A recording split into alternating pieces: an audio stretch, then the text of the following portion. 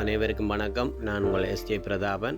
இப்போ நாங்கள் பார்க்குறது என்னன்னு சொன்னால், கட்கோவளம் என்ற கிராமத்தில் ஒரு 1,30,00,000 பெறுமதியான ஒரு பாலம் ஒன்று கட்டுறதுக்குரிய அடிமானம், அதாவது 2 பக்கங்களிலேயும் அணை போல் போட்டு ஒரு குளத்தில் 2 பக்கம் அணைகள் போல் மண் கும்பிகள் போடப்பட்டு அதன் பிறகு சைட்டால்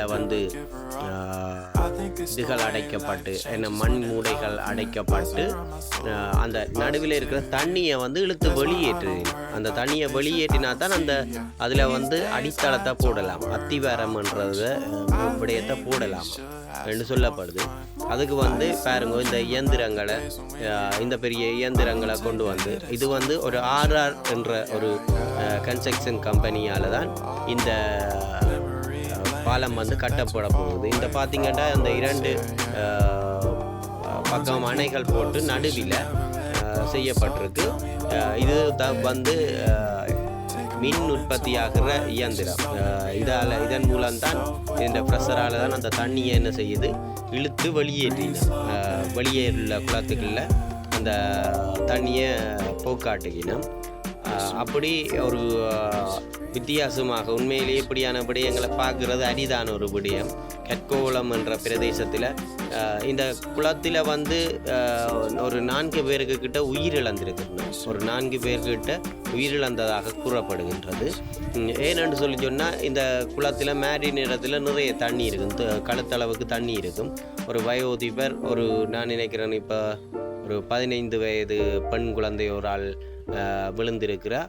அதே மாதிரி முதலைகள், இதில் நிறைய 10-15 முதலைகளுக்கு மேற்பட்ட முதலைகள் இந்த குளத்தில் காணப்படுகின்றதாகவும், இந்த குளத்தில் வாழ்வாதாரத்துக்கு மக்கள் இறால் வகைகள், மீன் வகைகளை பிடிச்சு தங்களோட மேரி நேரம், அதாவது மழை நேர காலத்தில் தங்களுடைய சீவியத்தை, கடற்கரை வாழ் மக்கள் சீவியத்தை போக்குறதாகவும் கூறப்படுகின்றது.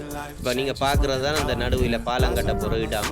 2 பக்கமும் அணை போல் மண்ணும் போட்டு அந்த மண் மூடைகள் அடுக்கப்பட்டு இந்த நடுவில் இருக்கிற அந்த குளத்தை தான் வெள்ளத்தை தான் தண்ணியை வெளியேற்றினால்தான் அதில் இப்போ காட்டப்படுற அந்த இடத்துல தான் இப்படியே இந்த நேருக்கு என்ன செய்ய போகுது, பாலம் பெற போகுது. அப்போ வெளியேற்றினா தானே அந்த பாலத்தை அதிகாரத்தை போட முடியும்.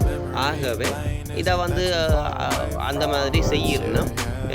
இன்னும் ஒரு 2 மாத காலத்தில் இந்த பாலங்கள் கட்டி முடிக்கப்படும் என்று சொல்லப்படுகிறது. இது முன்னே நாள் கடல் தொழில் அமைச்சர் அவர்களின் நிதியுதவியில் தான் இந்த பாலம் கட்டப்படுகின்றதாக கூறுகின்றார்கள். உண்மையிலேயே ஒரு நல்ல ஒரு விடயம். என்னென்னு சொன்னால், இப்போ இருக்கிற காலத்தில், அதாவது எங்களோட பொருளாதார பிரச்சனைக்குள்ளேயும் 1,30,00,000 பெறுமதியான இந்த பாலத்தை ஒரு கிராமத்துக்காக கட்டி கொடுக்கறதுன்றது ஒரு பெரிய ஒரு விஷயம்தான், இல்லைன்னு சொல்லல. ஏன்னு சொன்னால், பொருளாதார பிரச்சனை நிலவிய காலத்தில் இது நிறைவேற்ற பணம் ட்ரான்ஸ்ஃபர் ஆகி இப்போ தான் அந்த வேலைகளை ஆரம்பிக்க போயினோம். இது உண்மையிலேயே ஒரு நல்ல ஒரு விடயம். என்னென்னு சொன்னால், எங்களோட மக்களுக்கு ஒரு வாழ்வாதாரம். 4 பேருக்கு கிட்ட உயிரிழந்திருக்கின்றார்கள் இந்த குளத்தால் கடந்து போகிறதால. ஆகவே கட்டாயமாக ஒரு நல்ல ஒரு பிரயோசனமான விடயம் என்று கூறிக்கொண்டு உங்களிடமிருந்து இன்னொரு வீடியோவில் சந்திப்போம் என்று கூறி விடைபெறுகிறேன். நன்றி, வணக்கம்.